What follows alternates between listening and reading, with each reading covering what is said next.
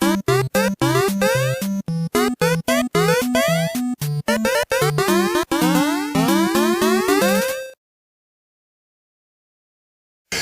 they refuse to understand that the power of the Ultimate Warrior has spread like a virus amongst the WWF, then let them continue to walk as normal as they seem.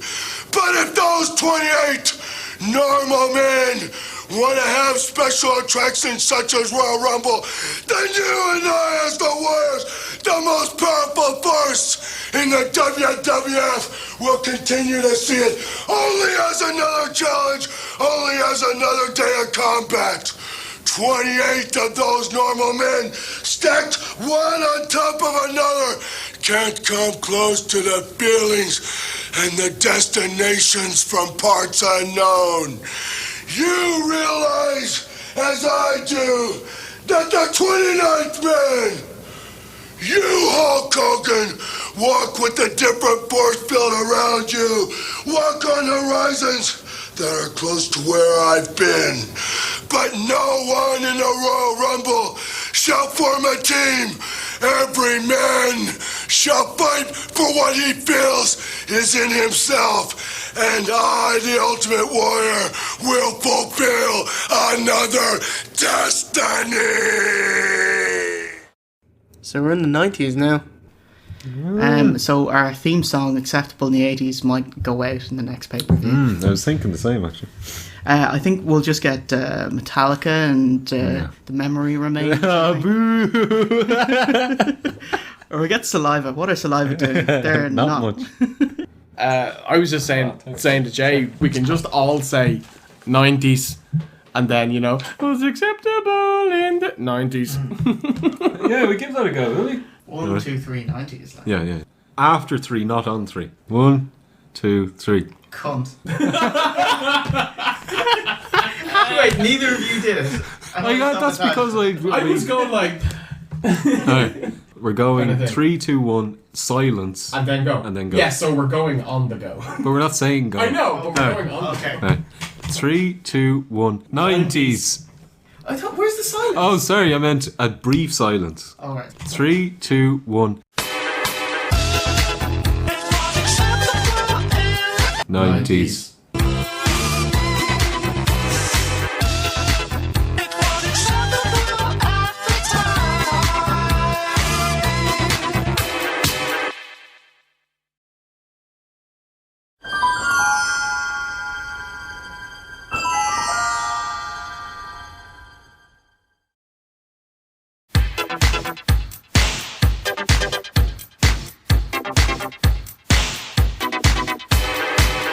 Hello and welcome to OSW Review, the old school wrestling podcast.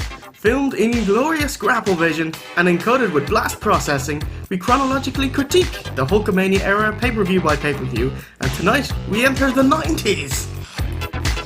January 1990, top of the charts were New Kids on the Block and the Minigoo, Kylie Minogue. And in the video game world, the Neo Geo and the Mega Drive were released, as was Super Mario Bros. 3, and who could forget Golly Ghost. Have to have a clip of Golly Ghost now. Where am I going to find it? It's my problem now. This is your host, the unjobbable Jay Hunter. With me as always, Zippy and Bungle. Two dry shites known as Steve. No? You're going to sandbag me? Steve? Shit.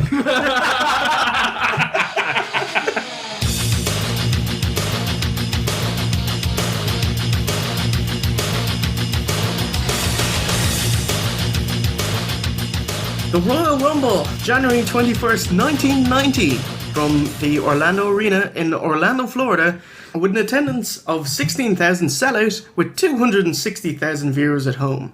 Alright, so let's get to it. Vince screams down the card. Did you like the nice seasick rowboat motion graphics they had there? I didn't even notice that. Oh, I was getting sick. Like, I was like, oh, God. This is Mode 7, was it? As we're welcomed by Tony Schiavone and Jesse Ventura. Steve, what was he wearing? A Mickey Mouse jumper, was it? Like a blistering white, colourful Mickey Mouse jumper. He says Mickey and Goofy couldn't get tickets as Shivani sandbags him about it. Shivani has like the worst gimmick ever for a commentator. You know, like Jesse's gimmick is that, you know, he's the ex-wrestler, he's the tough guy, he's the smart aleck, you know? It's like Tony Schiavone's just an arsehole. It's like, he thinks he's too good to put on the fucking Goofy hat. Yeah.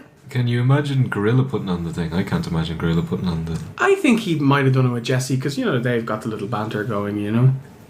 It's only just gone into the 90s, like a couple of weeks, but fuck me, did you hear like the most 80s sounding music ever during the intro? Obviously things aren't going to change that quick, you know. It was like they were blasting out rave music. January 1st, or, you know, 1990. Nirvana or something, but the state of this intro. The fabulous Rougeaus with Jimmy Hart versus the Bushwhackers. So it's Jacques with a new beard and Raymond versus the Marching Morons, as Ventura calls them. I was starting to think there's a bit of crowd noise being put into some of these pay-per-views, because the crowd seemed fucking mental the whole pay-per-view, including this match. What, is this the WWE version, you know, the... No, they were mental in the DVD? Coliseum home video version as well. Also, okay, so probably just a mental crowd. Yeah, there were moments where it was quieter, but it was never silent. Okay. You know, so... God, I'd love to have a crowd like that in this day and age. So yeah, we got house show wrestling stalling for about 5 minutes to open us up. Tons of it in this match. Butch bites Jacques' arse, and yeah, the ref. What the He fuck? bites the fucking ref, and Jesse, much like me, flips out. Tons of fucking biting in this match. Where's the DQ? Is biting illegal? Yes. Yeah, I stand correct. Should you remember? said the man in the orthopedic shoes. Yeah, biting is 100% illegal. The Bushwhackers clean house as the Rougeaus regroup, and yeah, there we get the big hug outside. A lot of heat for Jacques and Raymond giving each other a hug. Jacques does a nip up for no reason and gets a lovely reaction. And then Butch tries and gets a hot tag, and Jacques bumps like a boss. Hey, it's, you know, I know there's a lot of stalling at the start of this match, but because the crowd are into it, I thought both teams played off it really well. They gave the crowd what they wanted, and then there was a bit of a lull in the match because the heels were starting to get on top, and then the Bushwhackers got the hot tag and it started heating up again. So I think I was pretty happy with how it was going at this point. And there was also a spot where just after, you know, Jesse was giving out about, I think it was Luke who bit Jacques. Jacques gets Luke in the corner and bites him, and the commentators don't even mention. And this is like 30 seconds after they just give out about the other spot. That's really bad. They're probably just like, this is all they got. Yeah. Jimmy Hart stops the Bushwhackers from doing their finisher, which is the battering ram. They catch Hart, but the Rougeaus save him. Curiously enough, they don't steal the win. I would have thought that would be the end there. But the Bushwhackers get the battering ram on Jacques into Raymond and get the 3. And I have to say, yeah, the characters are over, but this is a very basic, simple match. But yeah, never lost the crowd. I thought Jacques was awesome. I thought Raymond was awesome. I thought everybody else sucked. I didn't enjoy this match. Yeah, and you know, I'm always banging on about having a fast-paced, exciting match to jerk the curtain, but I was actually pretty happy with this. Just, I mean, if the crowd weren't into it, it would have been atrocious, but considering they were, and the two teams were a lot of fun, yeah, I was happy enough. Very sad news. This is the final pay-per-view for the Rougeaus. Oh no. They were on some roll, though. They're fucking great. They're so good. Did they ever win the tag titles? No, they never did. Despite every episode we do, there's a fucking new tag champions. Yeah, like they're a good team. Sir Ray Rougeau then went off and did like backstage interviews and stuff. Yeah, that's right. In the I was 90s. like, as in interviewing people. Yeah, he was just like... No, he transitioned to behind the mic, so he's a reporter and a commentator for English broadcasts and French broadcasts. I have no memory. He of was that still at all. commentating in 97. Oh yeah. And Jacques just went on to become even more awesome. Yeah. Yeah. See you in 4 episodes. Yes. Ooh, that Yeah. quick. Spoilers. Yeah, he just disappears for a year, rests, and he'll come back with a new Cool. gimmick. And Raymond, he retired due to chronic back pain. So, it's very sad. Well done, lads. Well done. Hello. Backstage, Mean Gene interviews the $1 Million Man with Virgil. Gene gets over Funny Jack Tunney's added security for the Rumble draw, and there's a good $1 Million Man promo. He rants how he's done a Rikishi from 2001 to 2002, or The Undertaker from 07 to 08, going from number 30 one year to number 1 for the next. Nice piece of trivia there, Jay. He kind of looked real down and not into it at this point, and maybe it's because his career he just wasn't giving his all. Although promo was very meh. Nothing for me at all. You know, I mean, him being number 1, it was pretty obvious that he was going to have a decent run in the Rumble. So he could have been a little bit happy about it. Thought it was interesting. Gene says the worst number is 1. How is it any different from getting number 2? I'd say Number 2 never gets any credit in the Rumble. Exactly. Yep. And I would say somebody won at number 2. It was either Benoit or Ray. I'm not sure. I think which. Ray. Yeah. And he gets no number 2 is the credit worst. for it. Because, let me explain why. Number 1, they come into the ring and they're standing waiting for number 2 to come in. And when number 2 comes in, they can attack. That's a good point, actually. So number 2 is officially... Yes. Yeah. The worst, yeah? Okay. The genius of glory and renown, Lanny Poffo, in his first and only pay-per-view match versus... Are you saying we've no more matches to look forward to? This is it. That's Unless you want to review Watch Wrestling it like Challenge. every fucking month. I just watch this match and bang on about it. Versus Brutus, Beefcake. I'll give you a little bit of backstory about why this came about. Saturday night's main event, number 24, November 25th, 1989. The Genius defeated Hulk Hogan by countout. After Perfect grabbed the WWF title and Pearl Harbored Hogan in the back with it. Hogan probably still banging on about it. That time you put over Genius, brother. The heels scarper to the back. Mr. Perfect still has his belt in his hand, where Mr. Perfect, he gets a hammer and he smashes the world title into pieces. Awesome. Is this the belt that goes on to become the hardcore title? Yes. Excellent. Very good. The hardcore title was a smashed I know, winged yeah. eagle You belt. splice in a clip of Foley found it, or... You're finding the track. Did he not find it? That was... Listen to the yos. So Perfect and Hogan are in a mini feud at the moment, and by default, so are their best mates. So here you go. I think that's really good booking. Yeah, I'm happy with that. The commentators chat about Brutus's attire as Tony postulates that it'll be the fashion of the 90s. I missed that. Beefcake wearing luminous sheared attire. Well, right, okay. Let's just break this down a bit, right? He's been wearing this shite since what, 84? No. He cut them for WrestleMania 2. Remember, he did leopard print jocks for Mania 1, and then they got shorter for Mania 2, and shorter again for Mania 3. But it's like, clearly, if this image hasn't got on in the last decade, it's hardly going to catch on this fucking decade, gorilla, you know?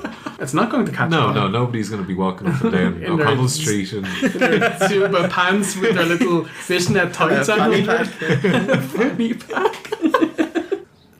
Genius. Did you see all of his little comedy affectations? I thought he was fucking amazing. Like, the way he gets in the ring, he like bends backwards to get in. This was fucking incredible. He's like prancing and stretching, and you know, he walks up to shake Brutus's hand with, you know, the kind of one hand behind his back and the kind of limp wrist and stuff like that.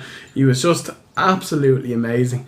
That's the best camp performance I've ever seen in wrestling. Yeah, and considering that, you know, like Gorgeous George and Adrian Adonis, you know, when he can't even do the fucking flare flop over the turnbuckle, like rated as like the fucking best ever, and this guy is 100 times better than them.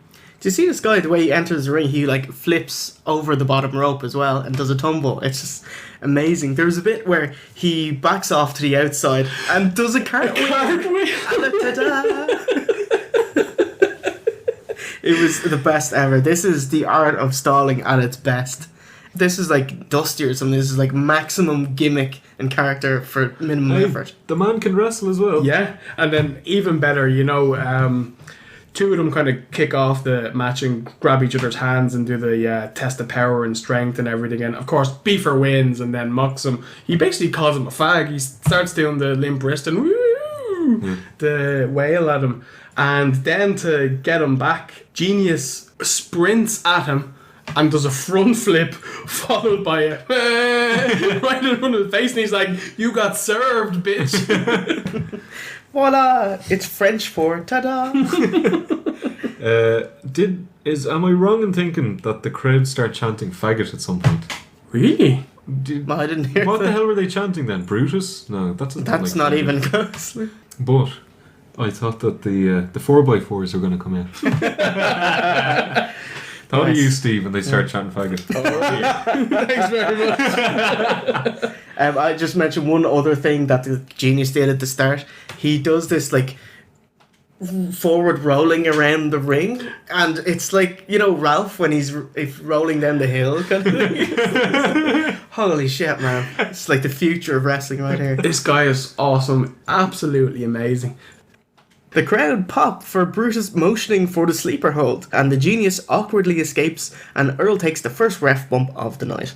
The Beefcake KOs the Genius with the sleeper and works the crowd for a haircut. So Brutus starts cutting the Genius's hair from the front. What a cunt. Yeah, what an absolute cunt doing this. It was like, just cut some of my mullet off, you know? Just leave enough for Sunday, you know? Leave enough so that, you know, the only option isn't to go and get your head shaved. You should never do that unless it's a hair versus hair match, because then you kind of ruin the gimmick a bit, don't you? You know, I suppose every match with him was kind of hair versus hair. Oh man, who'd want to wrestle him back in the day then? I contend this is actually a hair versus chair match. What's the chair for? Because he gets hit by a chair at the end.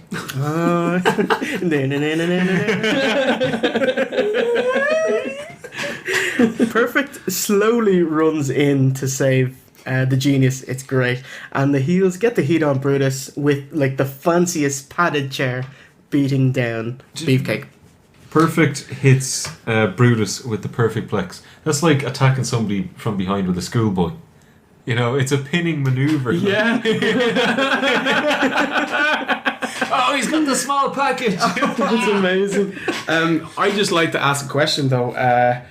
How was the bell rung when Perfect hit Brutus? Because the referee is out. No one's there to call for the bell. Yeah. Excellent Yeah. point. Excellent point. Yeah, Fink just muscles him out of the way and says, "Oh yeah, double DQ, everyone fuck off." It makes me really sad that this is the only match we're going to see. I was really looking forward to seeing more of this guy. He's money. Him and Honky. Imagine they were a tag team. That'd be fucking great. Like, I preferred this guy. Thought you were going to say I prefer the Hammer. Backstage, Sean Mooney interviews the Heenan family with Andre, Rude, and Haku, who's hiding somewhere in the back. Rude looks fucking ripped in this, holy shit. Mooney stirs the pot saying they could face each other and what'll happen? Did you see Andre in this interview? He looked different. Is he fatter? Is he thinner? What is it? He just looked I different. imagine he's bigger. I think he got a haircut as well. Probably misses his old glasses. That's hilarious. He's actually looking quite healthy. No? Like, No. He's not leaning on anyone. He's not gassed. He's not gassed. Yeah, we'll talk about him a bit later during the Rumble match spoilers.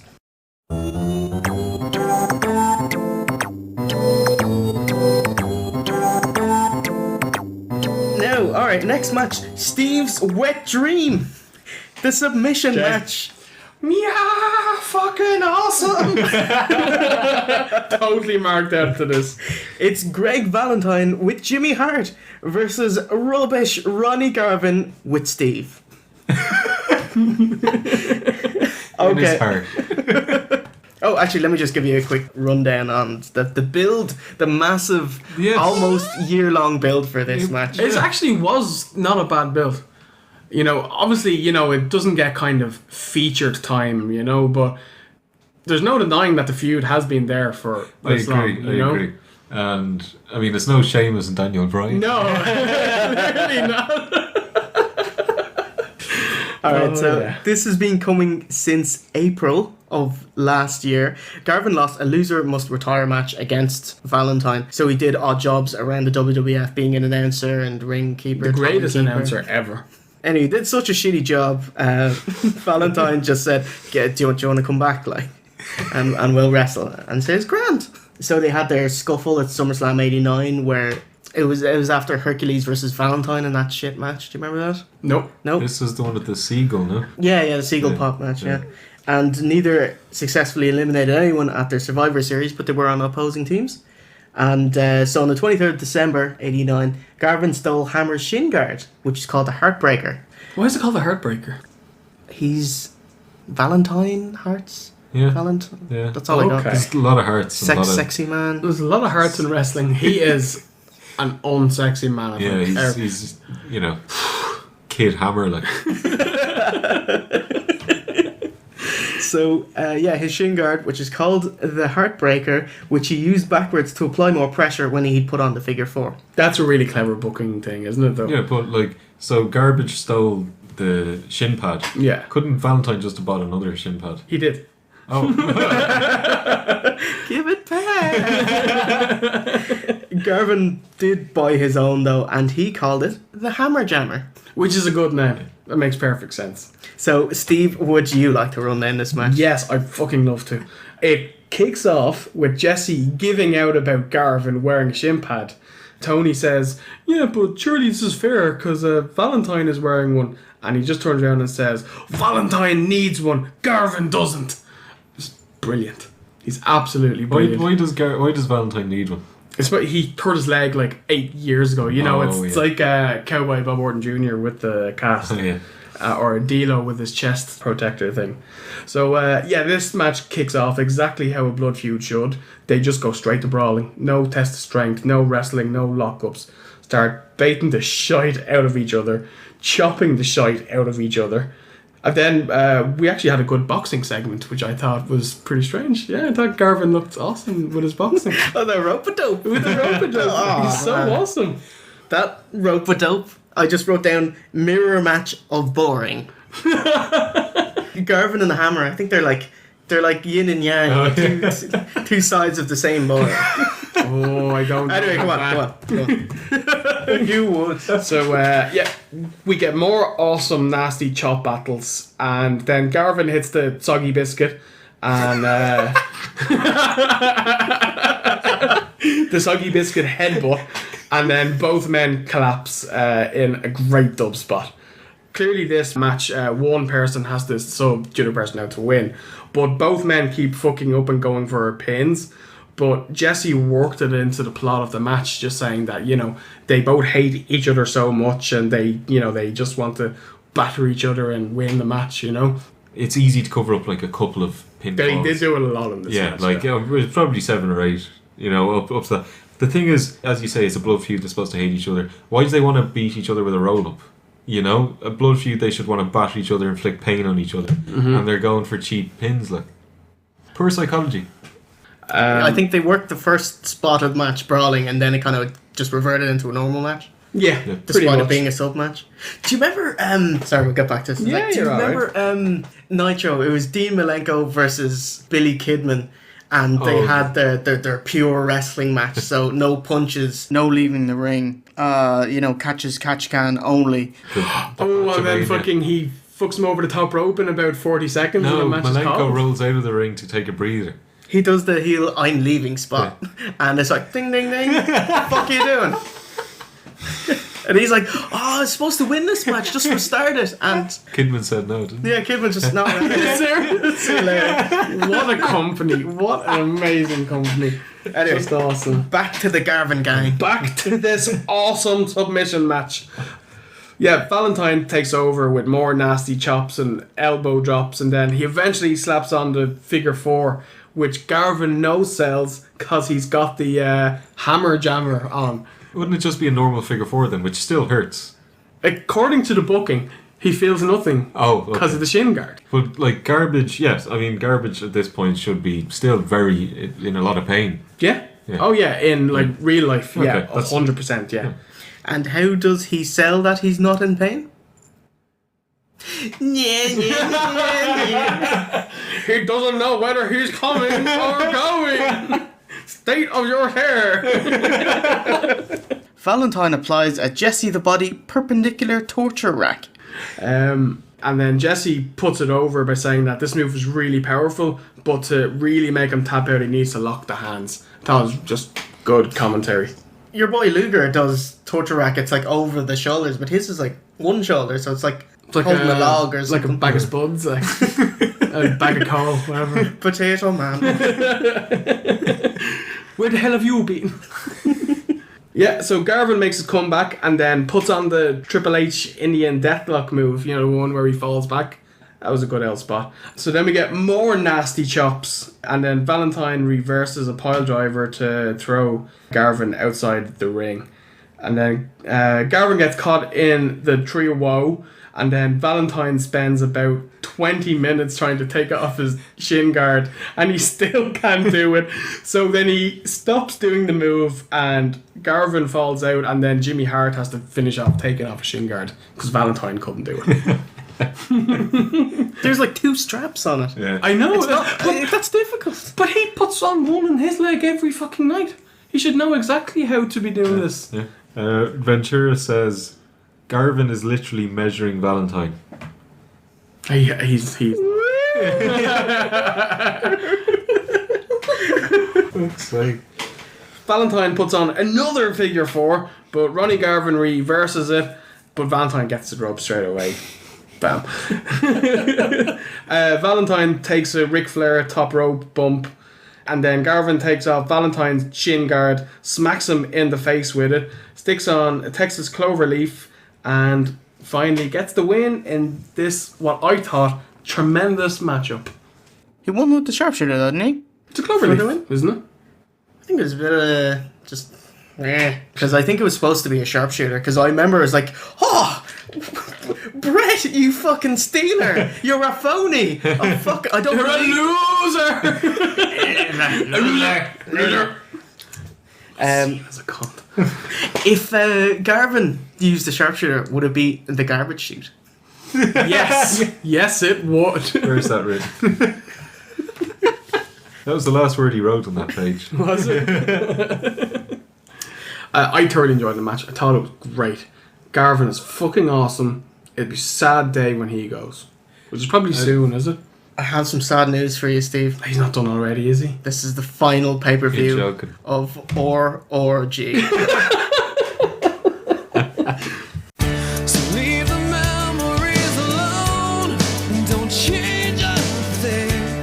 And I'll hold you here in my memory. So this is your favourite tag team and your favourite singles wrestler. Gone. And the Genius as well. And the Genius as well. Genius, yeah. Oh my god. 90's not off to a great start. No. We are heading into the lean years, aren't we?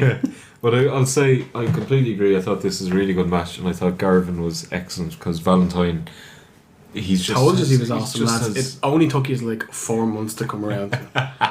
Yeah, I'd agree with that. I hate Greg Valentine. I enjoy making fun of him, but in terms of if I want him on my roster, it'd be definite no. Now, Garvin, he does have great stamina, but you know, character-wise, he's pretty Johnny Unitas boring, you know. I did enjoy the match, and they did give each other socks, like punching and slapping the shit out of each other. But the second they started doing roll-ups and pins and reversal pins, oh, fuck off, what is this? Do the match correctly. It's a submission match, only do submissions. And so I rated it a lot lower because they started doing pins. And Yeah. I still enjoyed it though. this match was very enjoyable, and that was all because of him. I do enjoy Garvin, but I think it's because it's like, oh, Steve's gonna get it. You have to atone for everything he does. Backstage, Mean Gene gets over how the Royal Rumble numbers have already been picked. Perfect comes along. They recap him battering Beaver from earlier tonight with the lovely commemorative chair, and says he picked the perfect number 30. In the ring, Brother Love introduces Sister Queen Sensational Sherri. Nice tits. Yeah. Nice arse as well. I'm getting flashbacks of fucking Borton Jr. from this one. Oh my god. So it was quite a long stall segment, alright. Brother Love, I'm sure I would have, pardon the pun, loved to see him on like Wrestling Challenge. Yeah, and it was completely unnecessary. This is probably at least 10 minutes. Yeah, so this really was the stall segment of WrestleMania Yeah. 5. The heels fawn over each other, and then they slag off Brown Sugar, Sapphire. Oh, the state of her. I've it written down here. I know Jay calls her brown sugar. I'm going to call her brown sauce from now. She is tiny compared to these lads, but she's also huge.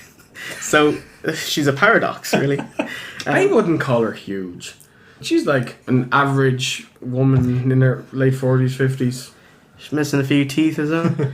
Well, that's because of the crack. Why is Brother Love's face red in general? I don't understand that. Like, I know it's a gimmick, but... Well, it's kind of like southern fat, high blood pressure, kind of eating a lot of fatty meat. I noticed here that Sherri's face is really red as well. So, I don't know. It was basically Brother Love called out, the perfect lady and someone with class and style and beauty, and then Sherri came out and the two of them were saying there's some horrible bitches around here, ugly fat peasants, and then Brown Sauce came out. They gratingly slag off Brown Sugar and Dusty. Brown Sauce. Brown Sauce. They gratingly slag her and Dusty off, and the heels don't let her speak until she's had enough, and she slaps Sherri. Macho storms the ring. In the best part of the show, you went to punch her head. And chokes her. Gets the rape choke on.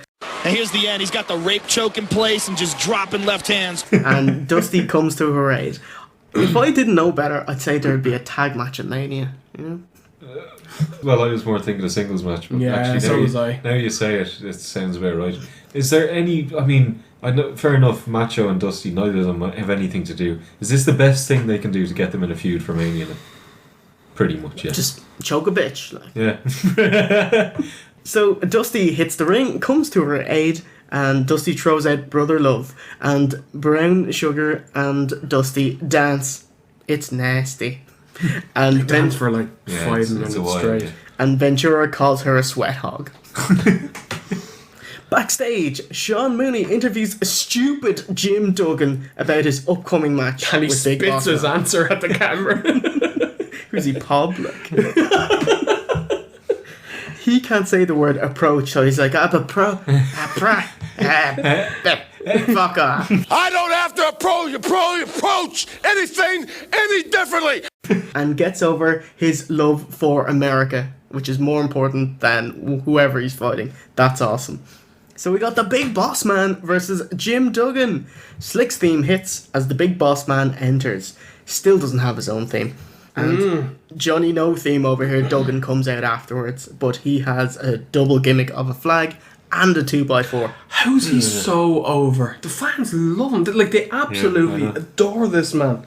Wait a minute, Boss Man had his own team, yeah? He has, Not at this point, Yeah, did he? he's still coming out the Slick's theme. No, I was watching obviously the different version to you lads because I had the. Or did he have the I'm Connie Georgia? No, it was the. Chicka bam bam bam.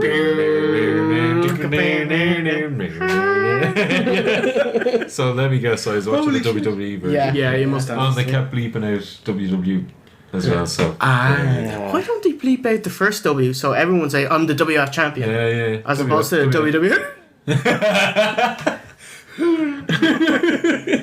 Do you guys notice, or is it just me, but I thought Boss Man, since his last match, had lost a lot of weight. I'd say he probably lost a bit of weight. I never realised how huge Duggan is. He's just as big as the Boss. Well, he's not like as fat as the Boss Man, but he's as tall as the Boss Man. Yeah. That's He pretty is impressive. a big He's a dude. big man, like big man. Boss Man is a lot taller than I remember him being. Yeah, Like, he's a like huge dude. Yeah. 6'6", kind of. Because I always kind of remembered him as kind of being short enough but very big. But yeah, He's a large man, yeah. Duggan cleans house, and holy god, he is over. Just the crowd go crazy. He really leveled it. Down and out.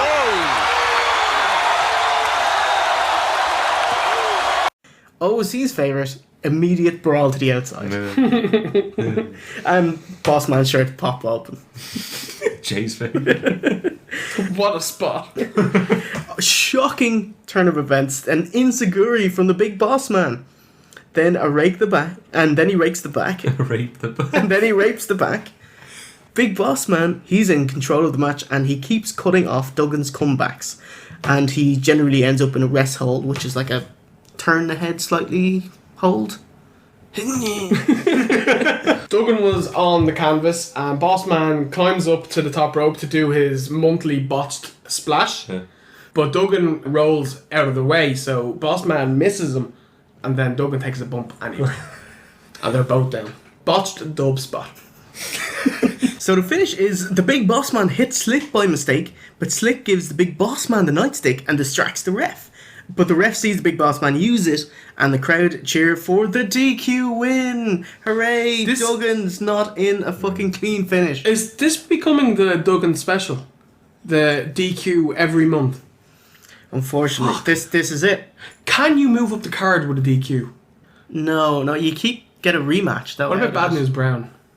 God, imagine if Duggan fought Bad News Brown. They did at WrestleMania The match 5. just wouldn't even start. Did they? They did, yeah. Did they? And it was like they just went out to the rings and they got their weapons and they're like, "Urgh." And then they double botched each other, and so it's like, oh, nobody wins. We're all to the back. The Roddy Piper special. Everyone's a loser. Yeah. Fuck me, man. Especially the fans. So this is a really simple match, but the crowd were into it. I can't deny it. Duggan really over, and he gets his heat back by clearing the ring with his 2x4. And then Bossman starts chucking a couple of chairs at him. It's pretty dangerous stuff. Like, you know, the first one Duggan grabs and gonna put down and sit in it, and then the next one just flies past his head. It's pretty dangerous. Like, I wouldn't be impressed with that. But overall, the match was Shite. but the crowd again were fucking mental. I have the exact same thing right now. Woeful match, amazing crowd. Alright, so we get a montage of quick backstage vignettes of different Royal Rumble participants telling them just a quick bit about themselves. I thought it was funny that the editing, because they left like 2 seconds at the start of each promo so you could see them wait. Let me tell you something, man. Alright, tonight is the night.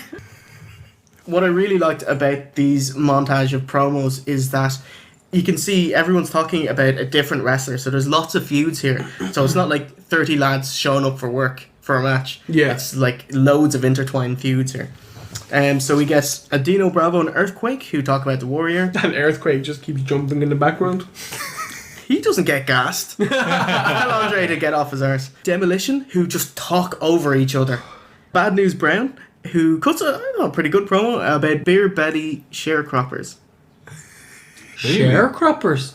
Yeah, What the fuck's that? I have no idea. So do they get beer bellies from sharing crops? Can't imagine Bad News Brown being much of a farmer. Though, you know? He probably picks a lot of The internet police are on their way over, Jay. Dusty cuts a nice promo about Macho Man, and the Rockers cut a very straight, cordial babyface promo about the powers of pain. Hercules talks about himself, mate. He does say the Rumble Royal though. I'm gonna win this Rumble Royal today. Who does? Hercules. It's better than the Royal Rumble, though. This year, kick the new year off with the Rumble, the Royal Rumble, the Royal Rumble, the Royal Rumble. I'd love a Royal Rim job. Wait, no, it's terrifying. Rick the Model Martel just keeps saying, "Don't touch my face." He was great. Yeah, I liked him. Yeah. He had very odd, like, tan. It's like he only sprayed some tan on his face, but not all over. Like, it was really weird. Tito follows up with the shittest promo ever of "I'll do my best" shouty face promo. I think Tito's was so bad that he's like the only one that I didn't even bother to write down. I'm gonna do my best to throw him out. Tito Santana coming out a winner. Arriba! I just didn't even... Fuck him. He sucks. Oh my god. Like, the difference between him and Martel is huge. Like, Snuka, he cuts a promo in English. How about that? So he says, "Woo, woo, woo." You know it. He must be learning... No.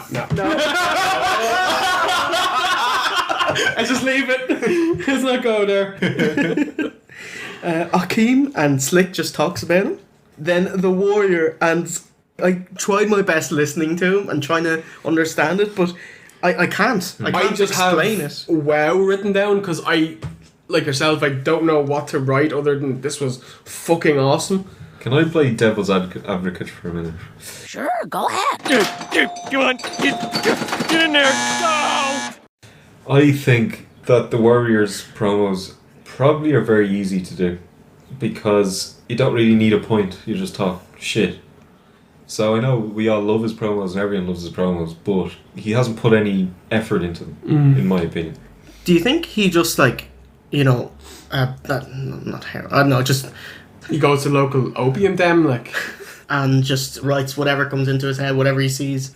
I don't think he practices or rehearses anything. I think he just goes in, just might have the first line and see where it takes him. Like, I'll be honest, like, I could never cut a Warrior promo. I couldn't be this creative about it, you know? Does it really matter what he says, though? You know, like, even if he cut the worst promo ever, but in that way, does he still draw crazy amounts of pay-per-view buys and fan love and everything? Yeah, he's like, just under Hogan at this point. And you know the way he's white hot now, and it doesn't matter if he cuts a good promo or a bad promo. Does that heat taper off? And then because he can't cut a good promo, does that hurt him in the long term? We'll wait and see. We'll have to wait and see. Yeah. No spoiler zone. Two things to answer that. One of them, the answer is Hogan, and the other one is he had to leave because of the steroid trial. And when he came, he was clean as a whistle, and he looked like, oh Jesus, Shawn Michaels. Yeah, he fucking dropped about 60 pounds and cut his hair, and it's like, who are you? Who's the renegade over here, you know? Very good. So this is the point in the pay-per-view. If you're watching live or a Coliseum home video release, you get something different. So, Coliseum home video release cut to a pre-tape from earlier in the day where Sean Mooney asked the fans who's gonna win the Royal Rumble. Did you get this? No, thank God. Awesome. I'll tell you all about it. These marks just retort the wrestlers' catchphrases and gimmicks. Hogan's gonna win because he's got a 24-inch python. Mr. Perfect's gonna win because he's perfect.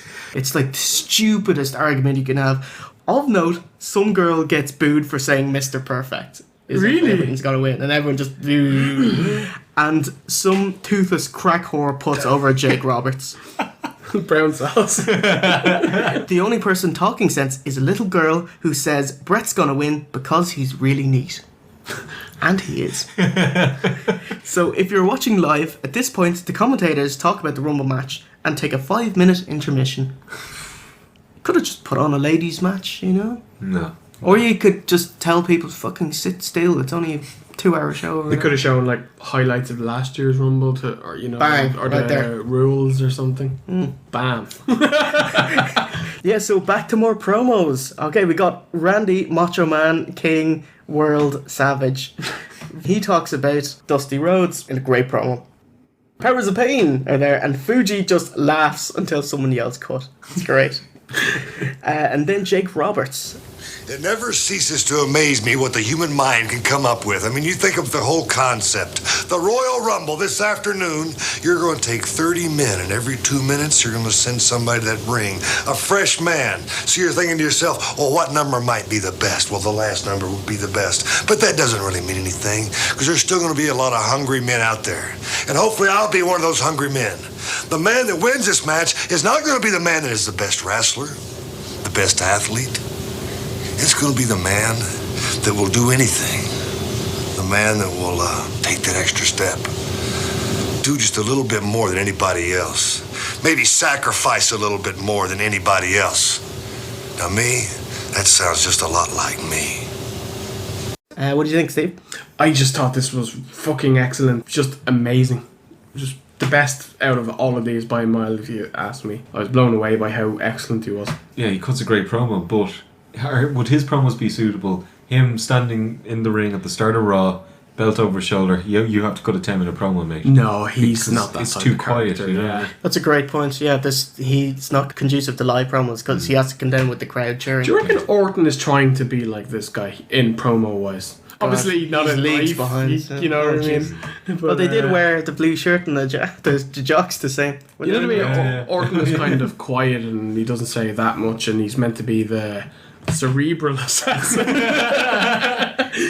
You know, like one of those types of characters.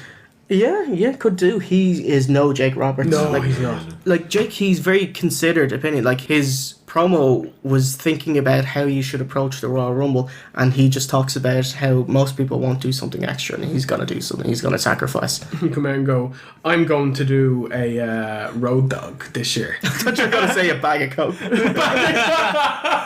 The Hart Foundation with their shouty face promo. Then Honky says he's gonna play 29 hits, and he's awesome. He was great.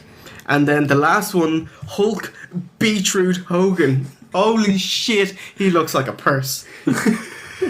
Like, how brown was he? I don't know what was happening. And he was super jacked as well. Holy shit, man. This is kind of like peak Hogan time, wasn't it? Like, in regard to his look, this is the Hulk Hogan I remember. As you say, brown, ripped, oily. Yeah.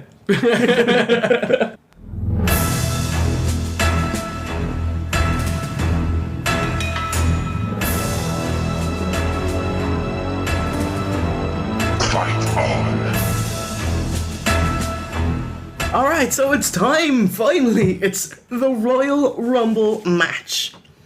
Now, Fink explains the rules. Steve, would you like to explain the rules? 30 men, come out every minute and a half, get thrown over the rope, you're out. 2 minutes? 30 men come out every minute and a half. There must be thousands of them in there. No. 900 men.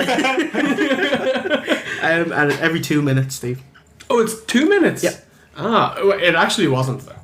Well, according to the rules. Rules are meant to be broken. No, they're not. That's why they're in place. Yeah. And they're not even meant to be bent. No. Rules are meant to be adhered to. Yes. Yes. $1 Million Man. Last year, number 30. This year, number 1 comes out first. And then number 2, a bird. It's Coco Beware with his awesome song.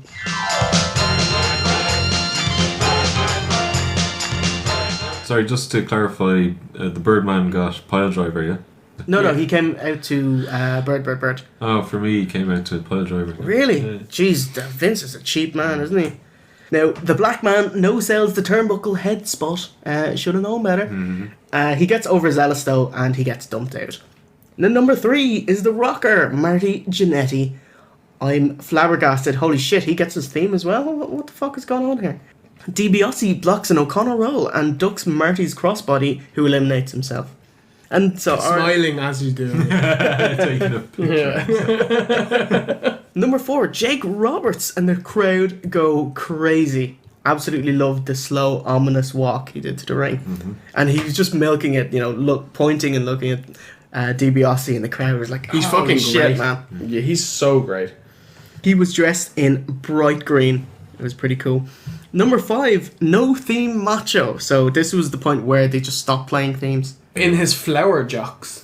Yeah, he's What were they all about? bit of snooker or something like that, wasn't it? Aqua, bright orange, flowers. What's going on here? This is madness. Macho madness. Oh, No. No, with the fucking state of his jocks. This Oh is his God. worst tights ever. Like. Yeah, holy shit. Blinding fluorescent colour. Unbelievable. And the heels work over Jake. Number 6, Roddy Piper, who saves Jake. And then we get the awesome, as I call it, lethal weapon spot with the 2 faces that are back to back fighting on legions of bad guys. I thought that was fucking great. did you notice at one point the 4 men in the ring are DiBiase, Jake, Macho, and Piper? I mean, that's some lineup. And Isn't this it? is your mid card. Yeah. Holy and then to cap it all off, the next man out is The Warlord.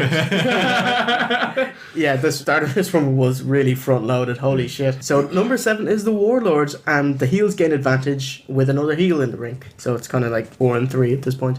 Number 8, Brett in hot pink. And it's not every man for himself, as the faces work together, as do the heels. So number 9 is Bad News Brown.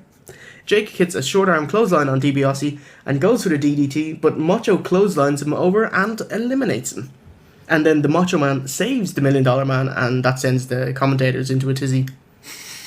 Yeah. But why?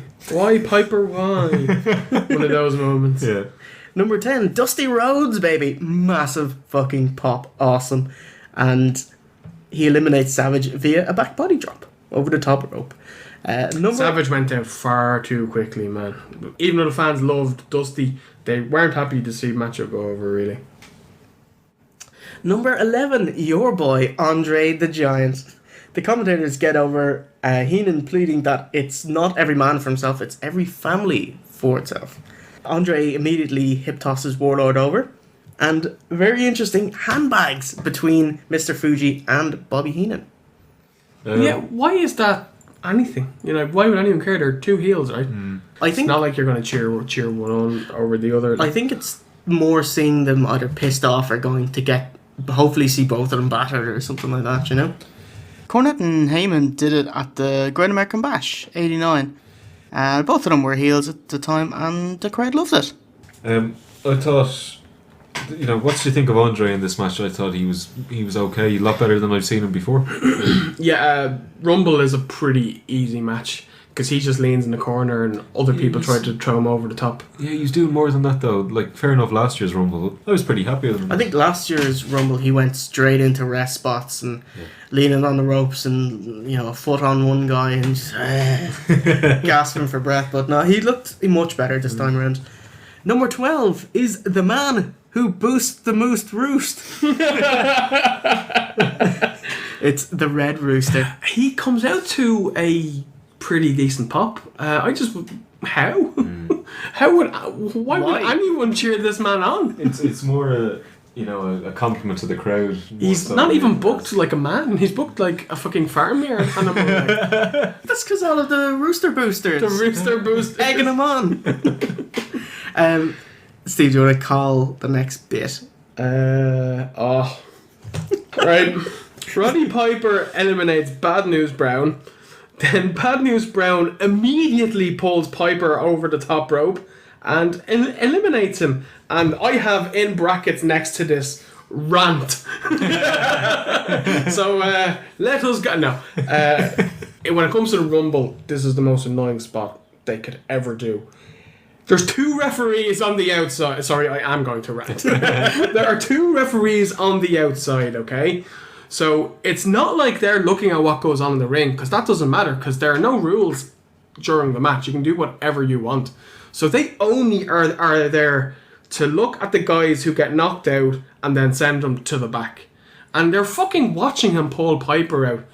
And that's it. Yeah, it's grand. Like, go on, Piper, go on back. No, no. Sorry, it pisses me off. Really pisses me off. Yes. So then they fight to the back. Yep, it's the standard Piper finish to a match. It's also the standard Bad News Brown finish. Yeah. And, Number 13 is Axe, and he goes straight for Andre. Oh, actually, we miss Andre eliminates the Red Rooster. And, it's his last pay-per-view as well. Is this it? Yeah, he's done. He's flown the coop. He's gone by June. He doesn't appear at Mania, and he goes to WCW. Do you remember they have the clips of Curryman with this nice, romantic music? Do you remember Curryman? It was hilarious. Yeah. Don't ask me to do that. Here they come to snuff the rooster.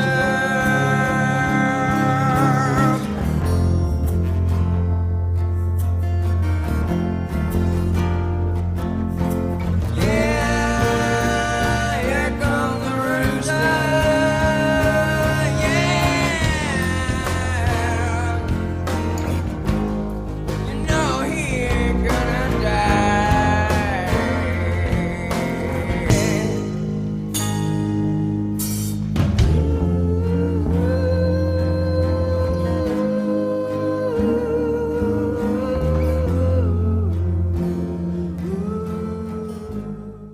Shame.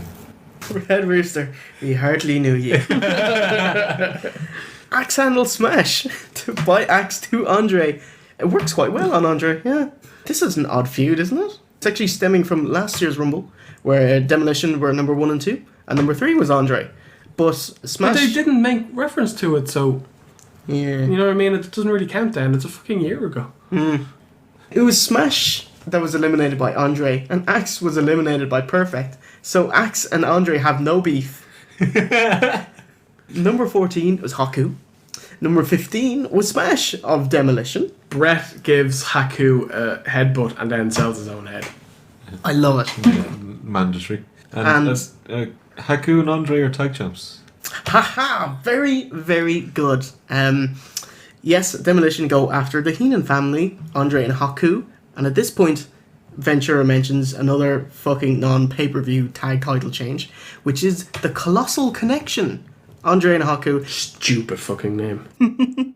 The Colossal Connection beat Demolition on December 30th Superstars. Now, the Colossal Connection, they were actually formed before the Survivor Series, but they never mentioned it. It's for two reasons. One, because... No one else. Yes. Yeah. One was for Andre's health, because they want to stick him in the tag because he can't work as well. And the other one is Bobby Heenan needed a tag team to replace the Brainbusters. Ah, right. So, yeah. But there wasn't even a title match on this pay-per-view. Why didn't they have a tag title match on the pay-per-view? Yeah. Yeah. Number 16 is Akeem, the African Dream. Brett quietly gets eliminated by a flailing arm lash by Dusty. Was that what it was?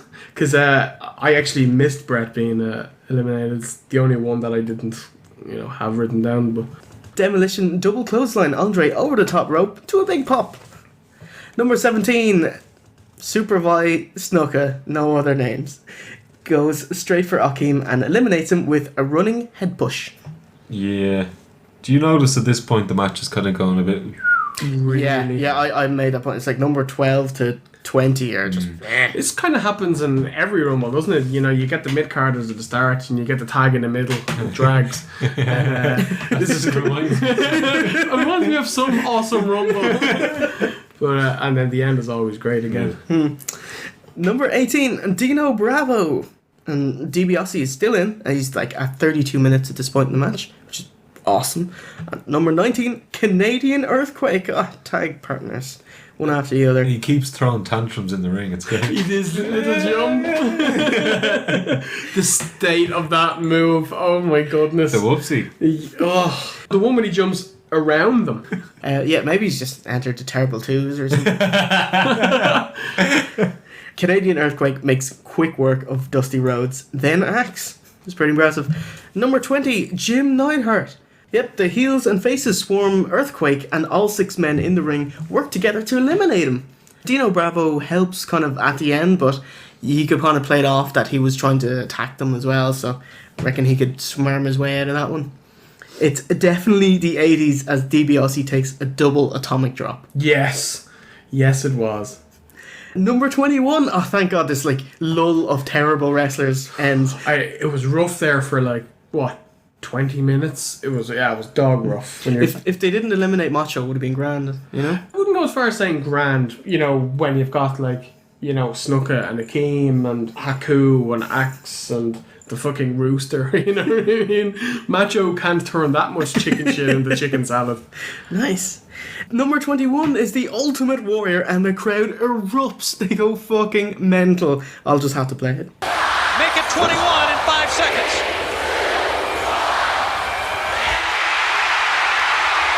Watch out for the Warrior. This place erupts. He's going right after Bravo. Chopping Bravo. Shooting Bravo. Oh, Bravo caught him. I don't think it phased him. It phased him. Yeah, that one did. He goes straight for Bravo and eliminates him. Number 22 is the model. Haku eliminates Smash after a back body drop and a nice crescent kick. Number 23, it's Tito Santana, who goes straight to the model. It's got a good pop. Do you reckon the fans back in the day were really pulling for Tito, or do you reckon they realised, okay, this guy sucks, fucking the model is the future, let's kind of get behind him? No, this is like kids in the 80s, man. It's like everyone's a big fan of the big faces.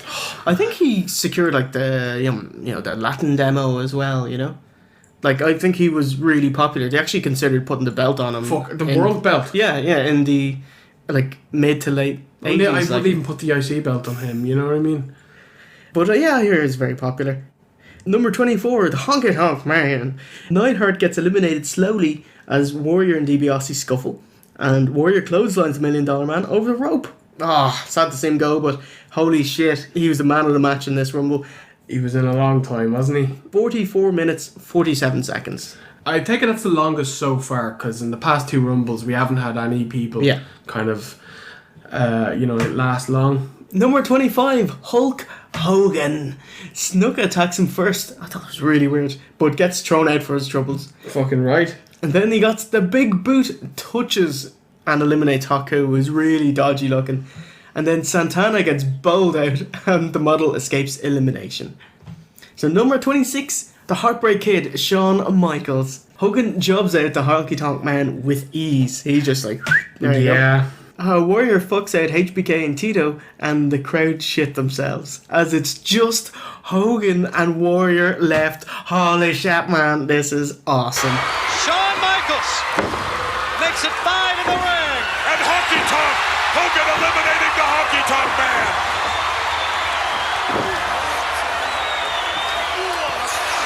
Shawn Michaels eliminated by the Warrior. And Rick Martel eliminated by the Warrior. And look at this. Look at this. My God. Hulk Hogan and the Warrior. There is not a person sitting down. Everyone on his feet. Look at the eyes of the Hulkster. The eyes of the Warrior. Whoa! What a matchup this is gonna be! The Ultimate Warrior and Hulk Hogan, one-on-one! Hold on to your seats. This place is going to explode. Whoa! Nobody moves! Again! Oh my God. Nobody moves! Look at this. Crisscross! The Hulkster's down. He missed a clothesline. Oh! And they clotheslined each other! This, if ever there was any proof needed that these two should main event WrestleMania 6, we had it right there. The crowd were fucking going mental. Absolutely brilliant. This is the spot of the night. I don't care what happened in the Rubbish Ronnie Garbage match anymore. This is the spot of the night. 2 of these wrestling gods in the middle of the ring. The fans going mental. Double shoulder tackles. The 2 of them bouncing off each other. A big dirty crisscross. Yes, it was I'm marked out so hard. What are you gonna do? The 2 biggest draws in wrestling history. Crisscross. And then, of course, we get another dub spot between the 2 men. A double clothesline, and the next dude comes out. So yes, this was the... Did the fans want to see Hogan Warrior spot? And the answer is hell fucking yes. Hell fucking yes. I was watching this and I couldn't wait for Mania 6. You know what I mean? I was like, oh my god, if the match is anywhere near as good as this. I have no memory of this match at all, so I look forward to it. Excellent. Powers of Pain Anti-Climax of the Night Part 2, when the next man out is Barbarian. Number 27, Barbarian takes pot shots at both of them. And while Hogan and Warrior are lying prone on the mat, he drops a couple of elbows, and generally it's a huge letdown. And then number 28, who arrives before the bell, is Rick Rude, and he goes straight for Warrior. So both Rude and Barbarian try to eliminate Warrior, but cunt Hogan clotheslines both. So the Warrior... Warrior? He's a very conscious man.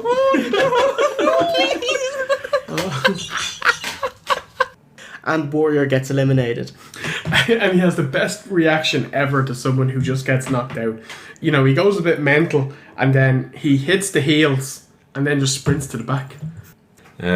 Hogan does the similar spot to Royal Rumble 89, where he eliminates Warrior. Very good, yeah. That's ridiculous. Like, I can't... It's almost bordering on heelish.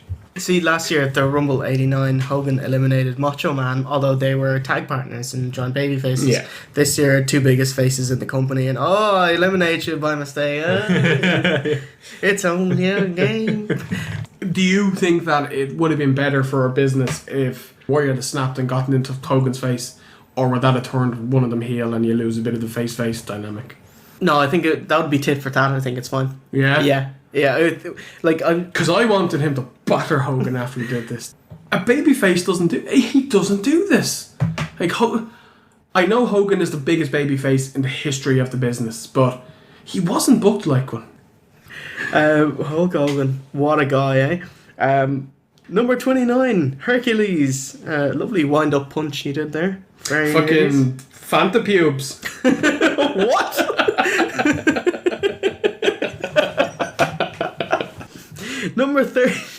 Number 30, Mr. Perfect, and he goes straight to Hogan.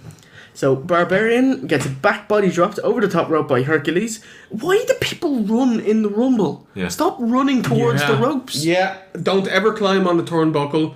Don't sprint towards the ropes. You know, don't do springboard moves. And don't leave your hand over the top rope after you eliminate someone. Yeah. Alright, so Rude clotheslines and eliminates Hercules. So we got 3 men left. We got Rude, Perfect, and Hogan, and the fans rally behind Hogan. Perfect unintentionally low bridges Rick Rude and gets eliminated. So we get the Perfect Plex, which was no sold. But it was great. The crowd did go crazy for it. Hogan batters Perfect, and he catapults him into the ring post, and then throws him over the top rope at the corner turnbuckle, ass over tea kettle, and eliminates him. It was an awesome looking elimination, have to say. And so Hulk Hogan, master and savior of the universe, one more time, he wins the Royal Rumble. And he celebrates for about 25 minutes as well. Just like he normally does, you know. Mm-hmm. Can I just bend your ear for a minute? This is an important piece of information that I only found out when I was doing my homework for this. Mr. Perfect was booked to win the Royal Rumble for weeks leading up to the event. And hours before the show, Hogan said, "No, vetoing it, I'm winning." Despite him being WWF champion and nothing on the line at the Rumble. Fuck, man. Although, in all honesty, Perfect winning wouldn't have done anything for him anyway. Well, it did nothing for Stud, but Stud was at the end of his career. Perfect was kind of, well, at the nearest peak. So it could have... Oh, this would cement him as like a serious heel. You know, like winning, that's a big event. Like it would have done wonders for Ted DiBiase before he main evented WrestleMania 4. This would have been huge. I don't think so. Because the Rumble didn't mean anything. But like, well, if it didn't... Just a match. It would have been... Well, historically it means loads, but yeah, it still would back now. It's still much better than not winning it. Yeah, of course. Like if Perfect had knocked out Hogan last man, that would have been something special.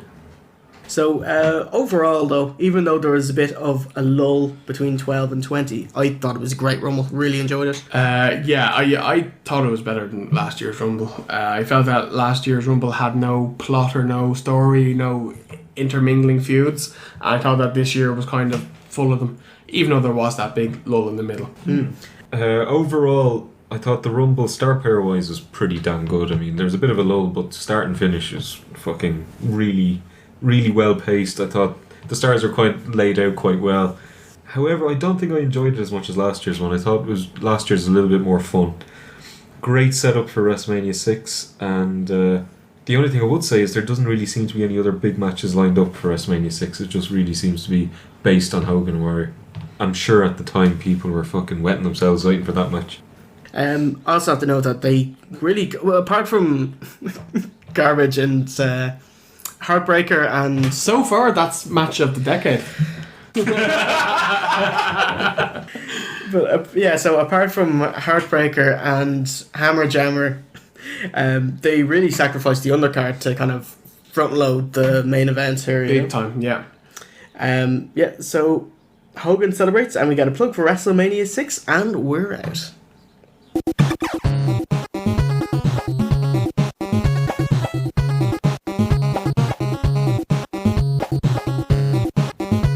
Before we finish up for the night, I was going to go through Saturday night's main event. Interested?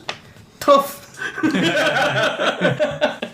And now, what do we have? It's the WrestleMania main event tagging against two heels. What could possibly go wrong? Is this your favourite spot with the tag team dissensions? the TNA special? How's Tito and Martel doing? Riveting stuff. So, as we were saying earlier, the Genius beat Hogan by DQ thanks to Perfect nailing him with the title. Backstage, he smashed the belt into pieces with a hammer. So Hogan vowed to take revenge the week after the Royal Rumble in a tag match. So let's take a look at Saturday night's main event, January the 27th. I know there's a problem with Hogan and the Warrior. There's no way they will ever work as a cohesive unit. Now here, you have the ultimate tag team combination. You have brains and you have brawn. Mr. Perfect. The World Wrestling Federation has never seen an athlete like Mr. Perfect. And Hulk Hogan and the Ultimate Warrior, this is a perfect opportunity for the Genius and myself to show the whole World Wrestling Federation and everybody else exactly what you two egomaniacs are made of. The Genius already holds a victory right here on Saturday Night Main Event over Hulk Hogan. The Genius was victorious against the mighty Hulkster, and the World Wrestling Federation fell. For a billion Hulkamaniacs who live and die for Hogan saw the Genius was triumphant at the bell. They saw their hulking hero as he wallowed in self-pity, like the victim of a somewhat heinous crime. And now he has a partner even stupider than he is, so I'm sure he'll be the loser one more time. Mr. Perfect, you're the man who's never wrong. Can you prophesize what we're about to do? By the power of the Genius and the world's smartest man, just rely on my incredible IQ. What do you think of that? Back to you, McMahon. All right, what a matchup. This is going to be the tag team affair. The Genius and Mr. Perfect against the Ultimate Warrior and the Hulk. What about an Ultimate Warrior? Anytime you travel 36,000 miles above normal sea level, you will have turbulence. Yeah. Anytime you mix two physically, mentally reactive chemicals, there's gonna be boiling and there's gonna be bubbling. But when it settles, that common bond is stronger than anything that intelligence and perfection could ever bring. When we unite, Mean Gene, mind, body, and soul as one.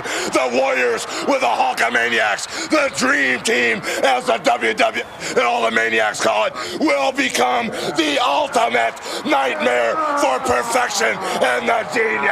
All right, Vince, let's get back to you. So it's the Genius and Mr. Perfect, and they enter first as a cohesive unit, the Perfect's team, and then the Ultimate Warrior comes that out. What they're called? A cohesive unit. No. Okay, because that's not a very good name. It's even worse than the Colossal Connection. And then the Ultimate Warrior comes out by himself, and Ventura says they're coming out by themselves because they're two separate egomaniacs, and there's no way they can coexist. And then Hogan comes out, obviously last. The faces murder the heels for about 5 minutes, and the crowd go mental about it. And it's just like, holy shit, this is two main eventers versus two mid-carders at best, kind of thing. Yeah, it's a bit lopsided this match. This is TNA booking again. Like. Hogan cleans house and tags the Warrior, who goes and brings the heels into the ring. And then Hogan steamrolls Perfect as the Genius brings his metal scroll notepad to ringside and starts writing on it. It's so awesome. He like shoos the cameraman away. It's awesome. Perfect uses it to turn the tide and hits Hogan with it and works over Hogan for a bit. Yeah, the Genius, he's like Bobby Heenan. He just spent absolutely minimal time in the ring. Then this incredulous spot happens where Perfect hits the Perfect Plex and Hogan completely sells it, so he's out. And it's like 1, 2, and then Perfect stops the ref's hand from counting 3. And he gets up and says, "Hey, Genius, do you want to pin Hogan?" Heels can't be this stupid. Sometimes heels deserve what they get. Like with Lockdown, they did this shit twice in the one card. Didn't they do it with Matt Morgan? And then again with James Storm, they both had the match won. They decide, no, I'm going to close the door and go back in and lose. Fucking idiots. You deserve everything you get. Fuck you, D-Lo. Yeah, so Perfect asked the Genius, "Do you want to get tagged in and get the win?" Yeah, what could possibly go wrong? Well, everything, obviously. Of course, Hogan counters the jumping, the nothing off the top rope with a big boot. Warrior cleans house, and when he bounces off the ropes, Hogan tags himself in and drops the leg on Genius and steals the pin behind Warrior's back. What a cunt. What a cunt. As they celebrate, Perfect and Genius Pearl Harbor their faces, but in the commotion, Warrior clotheslines Hogan, and Jesse Ventura goes mental and plays it up. It's great. Hogan shoves him, and the two go nose to nose, and the crowd go ballistic because they're like, Awesome. and that's how Saturday Night's Main Event goes off the air. Now, this year, they still had a few more shows to build up to Mania this time around. So they kind of do this thing where they turn up the tension between the two, and they officially signed the match on March 7th, the main event. Alright, so let's take us to the Wrestling is Awesome segment.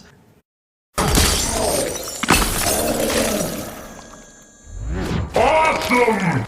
Now, the first step to any erotic conquest is to demonstrate your value. I am a role model.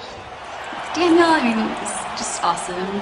He's the quiet, sensitive type, you know? Once you've demonstrated your value, you are going to want to ask her out. Once you've asked her out, you move on to E. Engage physically. Daniel Bryan is a great lover. Well, everyone, there you see right, which brings me to the first N. Nurturing dependence. You're going to want to nurture that dependence that she's feeling on you. Here we go! I am leaving the arena, and I am taking AJ home.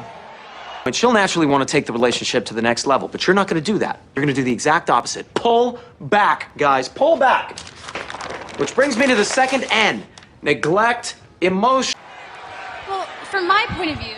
AJ, shut up. And that's the perfect time to I. Inspire her. Just like in life, tonight, I'm gonna be in your corner. All you have to do is listen to me. S. Separate entirely.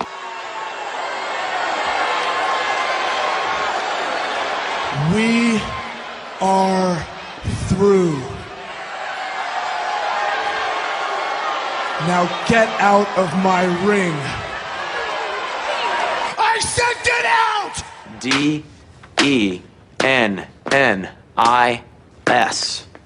The D.E.N.N.I.S system. That, my friends, is the key to winning any girl's heart. Oh,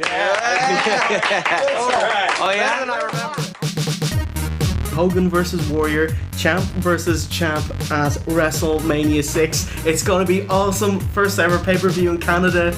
Fucking Sky Dome, lads. Edge there in the front row. He's about 6. Oh, it's gonna be awesome. It's that time again where we say goodbye. So it's Jay Hunter with Mr. OC. Yeah. It's Steve-O. We're after. You stay classy, trolls. We didn't even have to do that. You could have just had Steve go. Slice it in. Seamless. Actually, hi, Steve. Can you just give noises for just a Foley editing here? Can you say yeah? Nah. Alright, I have enough to work with.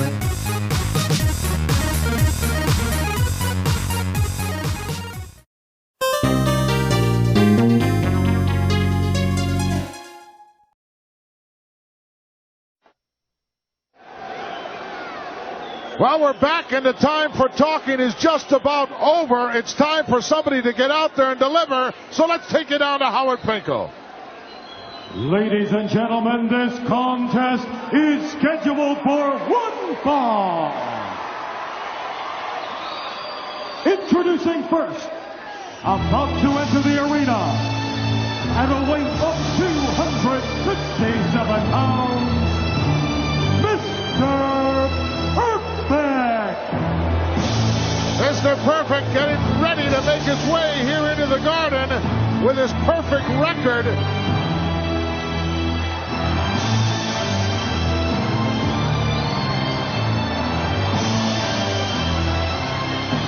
He looks kind of naked, your lordship. I don't see the genius.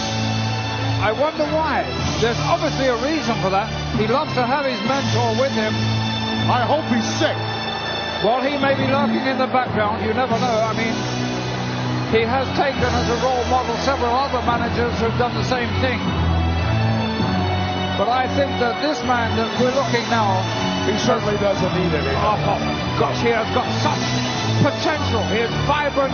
He personifies the youth of America. I think this is a man who could do it all. Like him or not, folks, we got to live with him. This guy is tough, and so far he has been perfect. He's good to live with, believe me, but he's not good to be in the ring with. His opponent, weighing 275 pounds, here is the Intercontinental Champion, the Ultimate Warrior. Madison Square Garden has gone bananas as the Ultimate Warrior makes his way down, and he's on fire already. They're on their feet. The bell is gone. We're underway. Oh! 360 out over the top. Yes, sir. This is what they come to see, Gorilla. This is it right here, baby. Oh, what a tremendous, inspiring start to this match by the Warrior. He came in on fire. Oh, completely on fire. Look at him.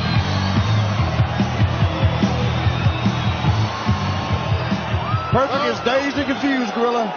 He made a very heavy statement last month here at Madison Square Garden, predicting that he will, in fact, spoil the perfect record of Mr. Perfect. He promised that to everyone. Let's see if he can deliver. Well, I really couldn't understand Mr. Perfect cross-tackling there, trying to outspeed the Warrior. He couldn't do that. He should have known he couldn't do that, and he paid, and paid dearly for that. Look at the condition of the Warrior. He looks like he's right on top of his game. And don't forget, we're less than 2 weeks away from WrestleMania VI, where it'll all be on the line. The Ultimate Challenge. Intercontinental Champion, Ultimate Warrior against the Hulkster, title for title. And just about the most natural match that there could be. A match that had to be the Ultimate Challenge. Well, Mr. Perfect a little bewildered here. I think he is. I think he's completely confused by the tremendous power.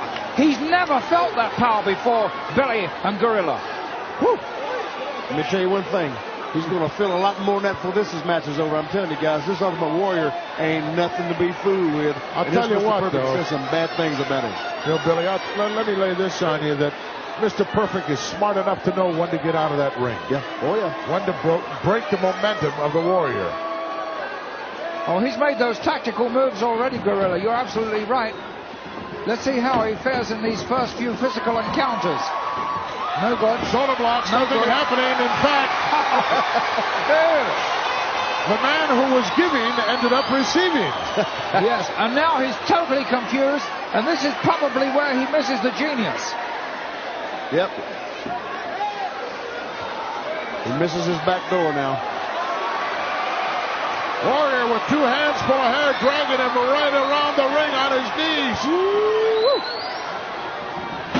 Doggies. Bulldog time. Nothing has gone Perfect's way yet. But the match a long way from being over, too. Oh, my word. The Warrior is measuring.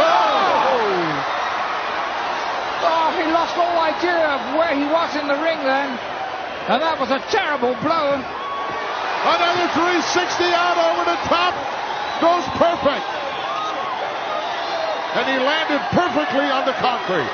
And at this point, the Warrior is completely in command. And he has outclassed Mr. Perfect so far. But conditioning and stamina is one of his biggest assets. So there could be a lot left in him. Whoa, what a reverse knife edge. This Warrior is strong as he's ever been, guys. And maybe even more. He's peaking for this WrestleMania VI. You mark my word. Caught him. Smart move on the part of Perfect. He just laid back there and waited. He knew that the Warrior would have to get back in, but now a reversal, and whoa! Oh, right on the base of his spine. That is a damaging blow. Warrior crisscrossing. Perfect brought those knees up. Yeah, he did. Well, that'll slow the big guy down. That hurt him bad right there, guys. Boy, how easy it is to fracture a rib. Oh, tell me. Yes. Tear some of that intercostal cartilage. A match of this magnitude and less than 2 weeks away from the biggest confrontation of his life. I'm not sure that it's a wise decision. It couldn't have been a wise decision because right at the moment the Warrior is in dire trouble. I've never ever seen him in this amount of trouble. That's exactly right. He has more to lose in this contest than Mr. Perfect does too, because he has got the match of his life on the line in WrestleMania VI. How quick the tide can turn. One little move, one little smart move by Mr. Perfect, and it's completely turned around here. And gradually a lot of the power is returning to Mr. Perfect. He hasn't been able to follow that up as powerfully as he thought he could do, or as he would have liked to have done. Well, had he connected with that splash, the match would have been over. Of course, hindsight is always 20/20, and now it's Perfect's turn to unload on the Warrior. But the Warrior came out here so pumped up. That adrenaline was flowing before he even hit the arena floor. Oh, tremendous moves there by Perfect. A great leg drop and trap there. Wow, it's the Warrior who hits the concrete hard. Not the place to be with the likes of Mr. Perfect looking down on you. He's not wasting any time either. He's going to work on that leg. He's putting the boots right to him, guys. He sure is. Another kick right into the sternum area. Yes, he seems to be concentrating on that area just under the ribcage. Maybe he knows something that we really don't know about the Warrior. This Perfect is shining tonight, ain't he? Well, that's where he nailed him when he picked those knees up, your lordship, right in that ribcage. That's where the damage was done. Ooh. But the way the muscles ripple around that particular area, you wouldn't think the Warrior could ever be. Look at this, sunset from the outside. Legs down, can he get the shoulders hooked now? Barely come out. Well, you got to trap those arms with your legs if you want to be successful with that move. And Perfect right back in control again. Going to work on that lower back area, that kidney area. Oh. I'm not sure if it were me in there with a Warrior, what part of the body I'd go after, your lordship. This guy's a powerhouse everywhere. Sure is. But Mr. P is so proud to beautiful. What a drop kick, guys. Oh. Talking about on the button. That was 1, 2, whoa, 2.5. Warrior just about got out of that. Perfect is showing us what he's made of. Perfect is so easy to watch when he's in full flow like this. He is really a magnificent specimen of a man and a great, great wrestler. He's got it all, and he's putting it all together. And I think this could be the demise of the Warrior. Listen to the crowd here in Madison Square Garden, trying to give a little assistance to the Ultimate Warrior. Start that adrenaline flowing again in that tremendous body. And it's working too, Gorilla. Sure is. He's starting to respond right nicely, I might add. Referee's got to be around front here and make sure this doesn't turn into a smother. Wouldn't put it past Mr. Perfect to do that. He very seldom breaks the rules. However, I wouldn't put it past him. Exactly. Well, sometimes he does bend them just a little, but then don't we all? Yes, we do. That is a perfectly legal hold. Right across the chin. Not suffocating him, not restricting the inflow of breath at all. And what a devastating wearing down move that is. Warrior's got to get to his feet here. Oh, not even one. That is astounding. Fighting for some oxygen as this reverse double chin lock is taking its toll here. Sinking him back down again. His Perfect's really got that thing cinched in there, Gorilla. Oh, he's making him carry all of his weight right on the small of the back. The pain on this, folks, believe me, is excruciating. You can't feel it, but you can certainly see it. My. Just take a look. Yes, he's got the face of the Warrior. He's got those fingers locked, and all he's doing is laying back and riding that weight. That's 2 times that arm dropped. Whoa, almost 3 times. Warrior making that fist. Here comes the Ultimate. Looking to get to the ropes, perhaps. Yes. Uh-oh. There it is. There's his power. He's shaking those ropes. He's coming up now, guys. Ultimate Warrior exploding here. The adrenaline flowing through that body. And look at him. He seems impervious to pain right now. Oh, Perfect is confused now. Woo! Oh, big roundhouse right. And a clothesline. Warrior off the ropes once again. A left-handed clothesline. How does he do that? That's just unbelievable. The Warrior is... he's just a perfect person himself. Perfect. Flying shoulder block. Oh, he says, I'm going to give him the gorilla press. Yes. That record may tumble here. The perfect record is about to go. He's got him halfway up there. Does he have enough strength left? Yes. Oh, Lord. Does Mr. P have anything left? This might be the 2. He did it. He's beaten him. He has kept his word. Here is your winner, the Ultimate Warrior. Unbelievable. Ultimate Warrior certainly delivered.